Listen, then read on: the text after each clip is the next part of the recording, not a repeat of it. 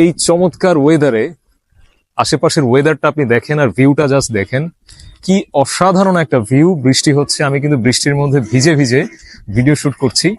খুলনার মানুষজন ব্রিজ বলতে মেইনলি চেনে রূপসা ব্রিজকে, কিন্তু রূপসা ব্রিজের পরে যদি সেকেন্ড আর কোনো ব্রিজ থাকে সবচেয়ে সুন্দর, সেটা হচ্ছে এই ব্রিজটা, যে ব্রিজের উপরে আমি এই মোমেন্টে দাঁড়িয়ে আছি এবং বৃষ্টিতে ভিজতেছি। একপাশে নদী, আশেপাশে গ্রাম, এবং ব্রিজের উপর থেকে অসাধারণ একটা ভিউ দেখা যাচ্ছে। এই হচ্ছে 18 বাকি নদী, এবং এই মোমেন্টে আমি আছি আলাইপুর ব্রিজের উপরে। এটা খুলনা রূপসা উপজেলা আলাইপুর ব্রিজ।